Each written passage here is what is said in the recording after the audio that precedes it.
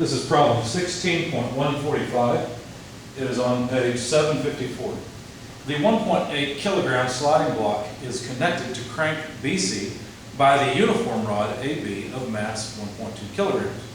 Knowing that the crank is rotating with a constant angular velocity of 600 RPM, determine the forces exerted on the rod at A and B when the angle beta equals 0.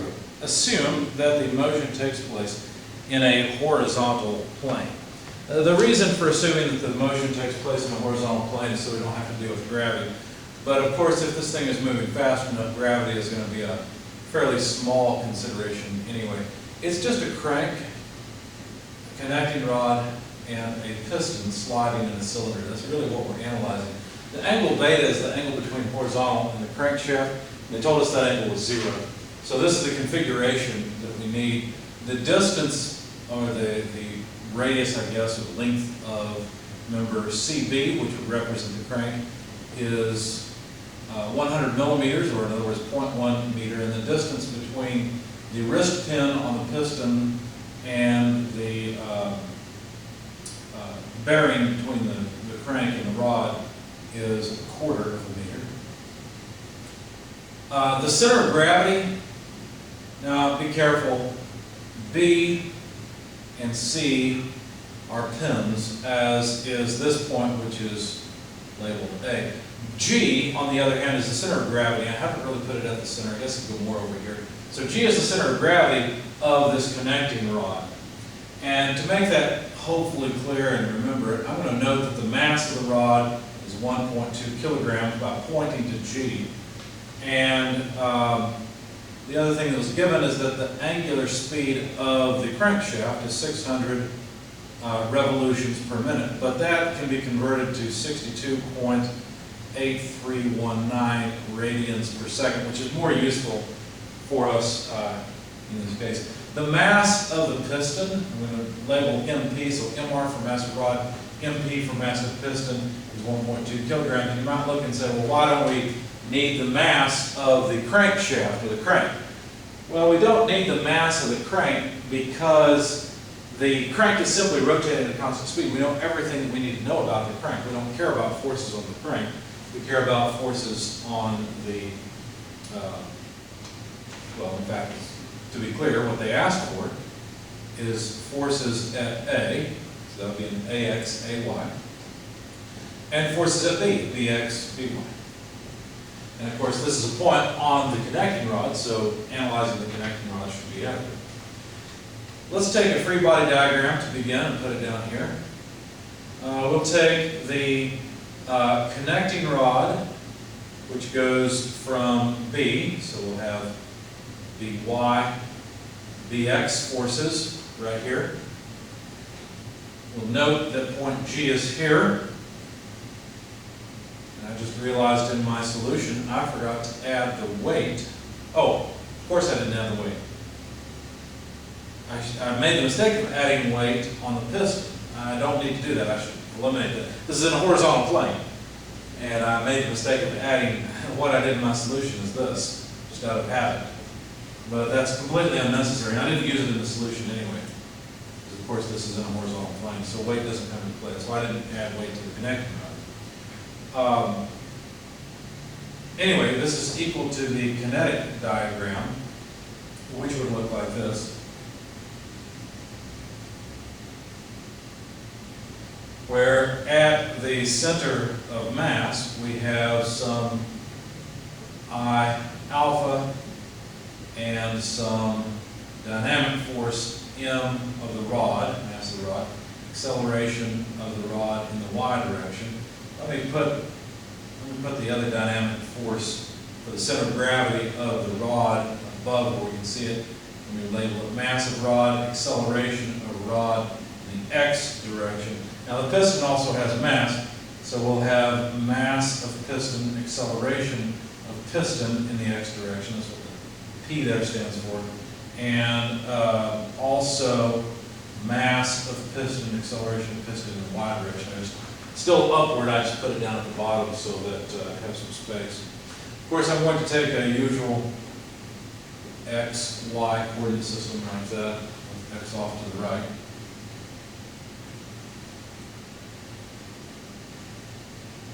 And I'll also need a free body diagram. It's common that when you make a free body diagram of an assembly, you'll need a free body diagram of less than the assembly. Okay, so in this case, I'm going to take a free body diagram of piston, and the piston only has one force on it, AX. Now, why doesn't it have any AY on it? Well, there are no forces in the Y direction on the piston. We can already see that. Right? You're going to say, well, what about this? Moment of applied force? Well, remember, this is a horizontal plane, so theoretically there shouldn't be any force required. Well, wait a second. That doesn't make sense. There would be force required in the Y direction. Let's see. There could be. It depends. Let's go ahead and put it on. I don't have it in my solution, and it'll turn out to be 0, but let's put it on anyway. So that equals, the kinetic diagram will have the mass of the piston, acceleration of the piston in the x direction, and mass of the piston, acceleration of the piston in the y direction. Okay. Because if we had a y force on the connecting rod, we'd have to have a y force on the piston that could be supported from the ground. So, now in this particular configuration with it in line like this, we won't have any in that direction, but that's okay. The kinematics is really the hardest part of this problem. So let's work the kinematics over here. And I think what I'm going to do, I'll probably end up erasing once I get through this, so I'll put my results at the top. Because as I said, the kinematics are the hardest part. Now, when you're solving a problem like this, there are two things you need before you can get force, well, three before you can get force information. You need acceleration information. But before you can get acceleration information, you have to have velocity information. Before that, you have to have position, or in other words, dimensions. The position has been given to us. There's no need to do any calculations for the location of the piston, for example. That's trivial, right? It's just the sum of 0.1 plus 0.25, so the location of the piston is 0.35 meters from C. I don't know that that's all that useful in this case, but the angle, of course, is given. So the position information is done. The velocity information is not. You can say, well, wait a second, they gave us velocity here. Well, that's fine, but how fast is the piston moving? If you have good intuition, you'll realize that, well, it's not, right? Because at this point, even though we have an angular speed, let me make sure that that's correct. I know it's 600 RPM, but which way is it? They just said a constant angular velocity of 600 RPM. So you can take it to be either direction, it wouldn't matter. I took it to be in the so-called positive direction, x cross y is z, so the positive z direction. Obviously, BA is also rotating, right? But at this particular point in time, there's no linear velocity of the piston. The piston is sitting still because it is at the top dead center. So, there's no linear velocity to consider, but there is certainly angular velocity of AB. As a matter of fact, let's go ahead and figure it out. We know that the angular velocity of CB is given. That's just omega. We called it omega before, right? The angular speed of that rod. Well, that means that there is a velocity of point B. As a matter of fact, to calculate that velocity, the velocity would just be omega times r. In other words, the omega times the distance between C and B. That is the velocity of point B, which of course would be upward. I just wrote it as V here, but it's VB. Now that's the same velocity on this point of this rod. So that's also then necessarily omega AB multiplied by distance AB. See? Because at this point in time, A is sitting still and we're just rotating about it, right? AB is just rotating about that point. So calculating the angular speed of AB is just a matter of scaling the speed of CB by the distance CB over AB. Just rearranging it and solving, right? So the angular speed we know is 62.8319. Those are radians per second. And CB is 0.1 meters, while AB is 0.25 meters. Now the meters cancel, so there's no point in putting those units on. Just for fun, to save space, I'm going to just make a note here in red to show that I've calculated it, that the angular speed, let's see, I'll pull that off now that we know what we're talking about with the mass of the rod. The angular speed of AB is really just this product, right? And that comes out to about negative 25.1327 radians per second. You might look at this and say, well, where did that negative sign come from? I don't see it over here. Well, you're right, it's not. But it's just understanding that since CB is rotating in the positive direction, AB must be rotated in the negative direction for B to maintain contact between the two links. So 25.13, etc. is the result of that calculation. So now we're done with the velocity part of this, because that's the only velocity of interest, or that we need, that we can get at all really, is the angular speed of the connecting rod. So now let's move on to acceleration. The acceleration of point B is particularly interesting. As a matter of fact, the acceleration of point B is something that we'll need along the way, and the easiest thing to do is to write it in terms of the acceleration of point C. Why? Well, because we know the acceleration of point C, it's exactly 0. You can say, well, rod AB is rotating. That's true, but points don't have rotation. Your points just can only translate. It doesn't matter what orientation they're in. Only bodies can have an orientation, an angular orientation. So 0 is the linear speed of, the linear speed of C. So that makes this term just a normal and tangential analysis problem, right? Now, what do I mean by the normal and tangential directions? Well, we're looking at C, we're considering point C, and thinking about how point B might move relative to it. If B were rotating, which, as a matter of fact, the crank is rotating counterclockwise, then there would be some normal acceleration, like that. And since it's rotating counterclockwise, there must be some tangential component or coordinate as well to consider. Now, this piece is not 0. This normal piece is not 0. We can evaluate it, considering our coordinate system. It's just omega squared of course, CB, times the distance between C and B. So that distance, I'll just write as CB. So that's the normal piece, which the normal direction is actually in the negative x direction, so minus I.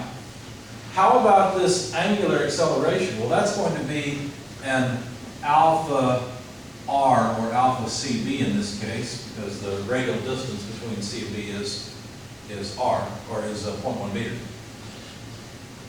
So, but notice that the angular speed of the crank doesn't change. So alpha is 0. That means there is no tangential piece, and the acceleration of point B is simply a normal acceleration. Okay?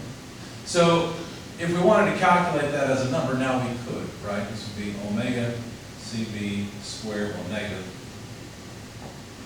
times the distance between point C and B, the 0.1 meters. Now I went ahead and plugged in numbers here. Omega CB is 62.8319. We've got that. That's radians per second. CB is 0.1 meters. So I went ahead and calculated this. It came out to negative 394.78 meters per second squared in the I direction. So I put the negative sign out front to make the number negative. Of course, that just means that it's in the negative x direction. So now we have the acceleration of point B. Now, the acceleration of point A is also interesting. So let's write the acceleration of point B in terms of the acceleration of point A. Because understand, the acceleration of point A is known, isn't it? I mean, after all, A can't accelerate vertically. This MPAPY has to be 0, because if the piston accelerates in the y direction, it's going to get velocity in the y direction, which means it's no longer just stroking back and forth. It'll be moving up and down. We can't have that. So this has to be exactly 0, doesn't it?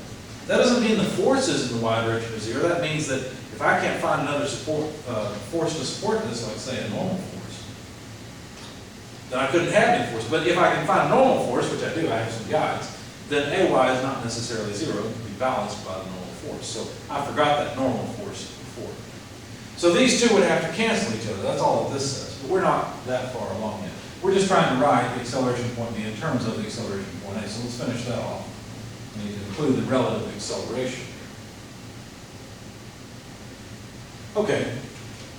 So point A, as I was arguing, can only accelerate in the x direction. So if I wanted to expand this a little bit, I could write acceleration of point A only in the I direction. And if I wanted to, let me jot, you know what, let me do it up here. I don't want to be cramped for space. I want to leave as much on the board as I can. So acceleration of A can only be in the I direction, and then there's a normal and tangential component for the relative acceleration B with respect to A. Okay. So let's see, this would be the acceleration of A in the I direction, that's this term. Just copying it down. And then this term, we have to think about, well, let's see, what are we looking at? We've got B here, A here. We're thinking of the motion of B with respect to A. So if B is moving with respect to A, then the normal direction is like that. And with a positive acceleration or positive rotation, we'd have tangential direction downward. That's really what determined the tangential direction here. Not so much the fact that it was already rotating in the positive sense, but that the acceleration in the positive sense would generate a tangential component upward. So we're talking about acceleration, not velocity. So positive acceleration about A being the reference, would give us a tangential component down. Okay, so what do we do? Well, this normal piece is always written the same way. Omega AB squared times the length AB. It's just omega squared R. Okay? That's in the normal direction, but we've decided the normal direction is the same direction as the x-axis, so that's just I, plus, taking care of this tangential term, that's always an alpha r type of term. So we need the angular acceleration of the rod. Notice I don't have any alpha for CB, and of course I don't have any alpha for the piston. I mean, notice I didn't write any I alpha for the piston. The piston can't rotate. Okay? I can have some alpha for the connecting rod, but not for the crankshaft. So this alpha is only talking about the connecting rod. Times, now we're trying to represent this tangential acceleration, so times the radial distance, which is the length AB. Now the tangential axis is in the negative y direction, so I have to write minus j here.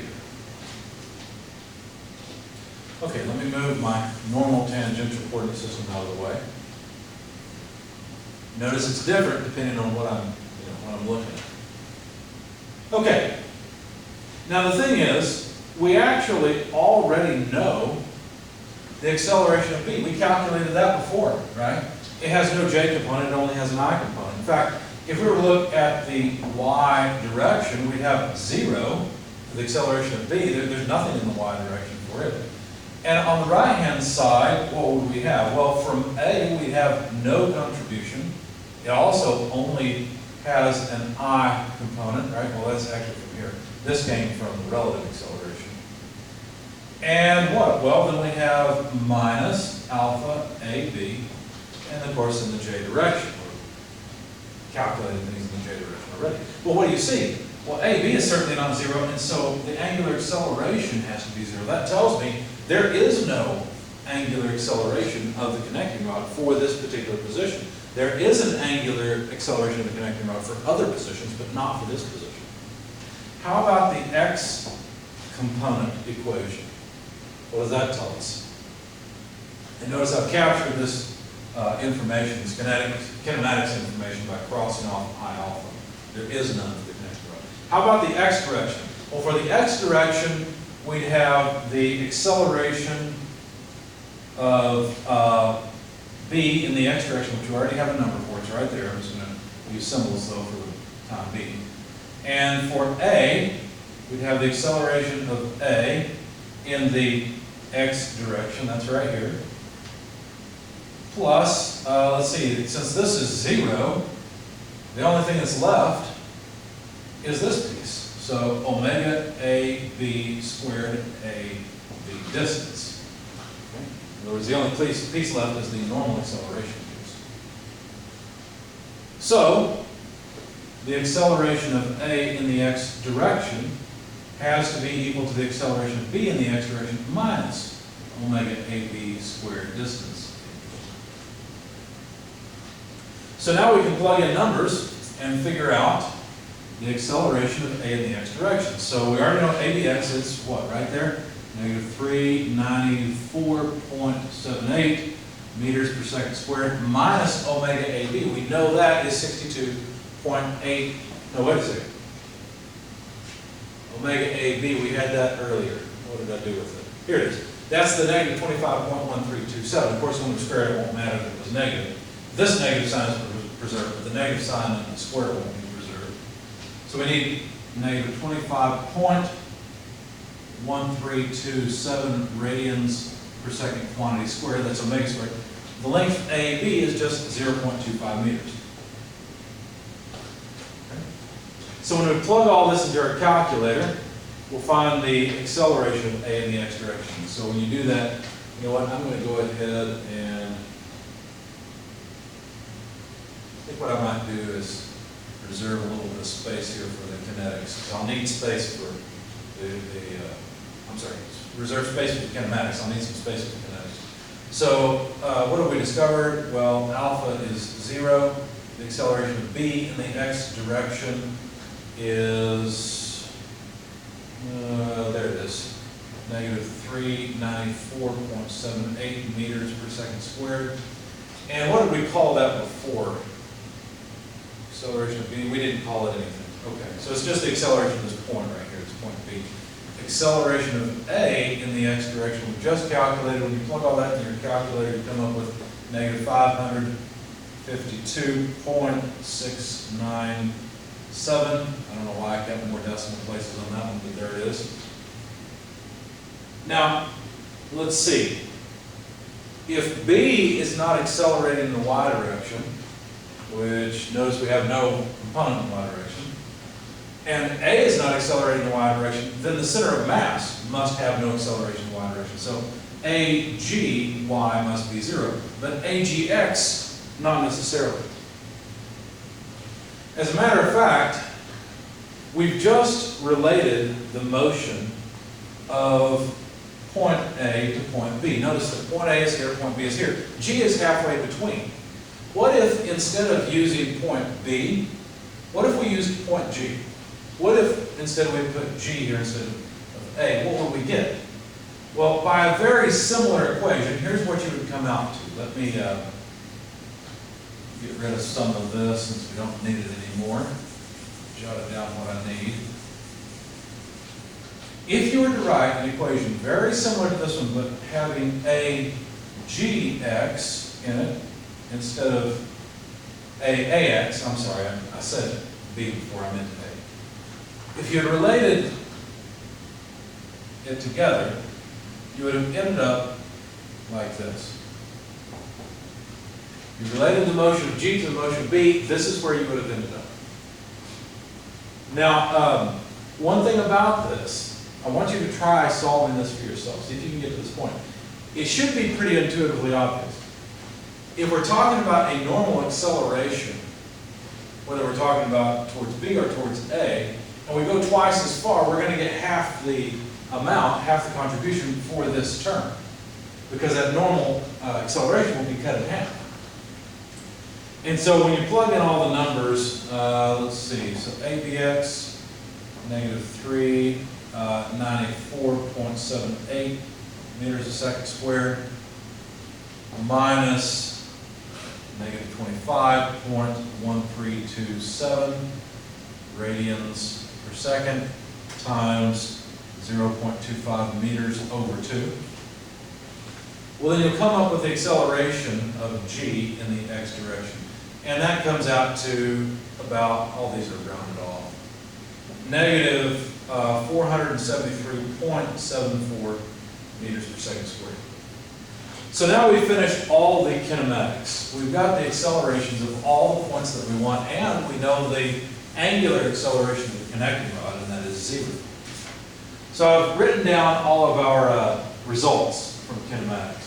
Now let's start summing forces and moments and see what we can come up with. Let's sum forces in the x direction on the assembly. Okay? So on the assembly, the only force in the x direction is Bx. What does that do? Well, it has to accelerate the connecting rod and the piston assembly. So we'd have the mass of the rod times the acceleration of the rod in the x direction, plus the mass of the piston times the acceleration of the piston in the x direction. Now be careful. What are we talking about when we say the acceleration of the rod? Aren't we saying the acceleration of point G? Isn't this just A gx? And what about the piston? What do we mean when we say the acceleration of the piston? Well, we're talking about the center of mass of the piston. That's point A. So this is the acceleration of A in the x direction. Those are two different accelerations. Now, can we calculate the force at Bx? Sure, why not? Bx equals 1.2 kilograms, that's the rod's mass, times Agx, negative 473.74 meters a second squared, plus the mass of the piston, 1.8 kilograms, multiplied by the acceleration of A in the x direction, negative 552.697 meters per second squared. Plug all that into your calculator, you'll find that this is about negative 1,563.3 newtons. So there's Bx. What about By? Well, notice that if there was a By, there's no way, right? So if we thought about there being a By, we could sum moments about point A, taking counterclockwise as positive. Okay, well if we did that, the moment of By would be a negative moment. It would be negative By times AB, that distance. Okay, anything else? No, that's it. Bx passes through that point. There's no weight. Remember, we're in a horizontal plane. And this then would be equal to I alpha. Okay, we're summing moments about A. So we also have to include the moment of the dynamic force. So let's see, the dynamic force summing moments about A is going to be MPAPY. Oh, but look, there is no MPAPY. There's no acceleration. No, I'm looking at the wrong one. I'm sorry. It'd be MR. We're going to write here. MRARY. There it is. Times, let's see, we're going that way. So that would be a negative. MRARY multiplied by AB over 2. Now we know that this piece is 0. How about the acceleration of ARY? Well, that's the acceleration of the center of mass. So isn't this just, well, here, I'll do it over here. So this is ARY. Isn't ARY just AGY? Oh, but wait a second. We found out from kinematics, AGY is 0. So this whole thing is 0. What does that mean? We've got a big fat 0 on the right-hand side. That's what it means. Is the length AB 0? No. Then By is 0. That's what we found, is that there is no force in the y direction at B. There's only force in the horizontal direction. Okay. Well, we also need the force at point A. So we found By, it's nothing, right? We found Bx, we've got a number for it. We need Ax, Ay. So let's see what we can do there. So now I'm going to sum forces in the x direction on just the piston itself. So let's see, in the x direction I'd have Ax, and it looks like that's it, equals MP, the mass of the piston, times acceleration of the piston, in the x direction. Okay. Well, the mass of the piston was given, that was the 1.8 kilograms. The acceleration of the piston in the x direction, well, that's just the acceleration of A in the x direction. So that's negative 552.697 meters per second squared. Now, a kilogram meter per second squared is a newton, just as it was before. And so we end up with about negative 994.9 newtons. And there's the force required at A in the x direction. What about at A in the y direction? Well, let's see. In the y direction, the only way that we would have a force in the y direction is if our connecting rod had a force, right? Because any AY would be offset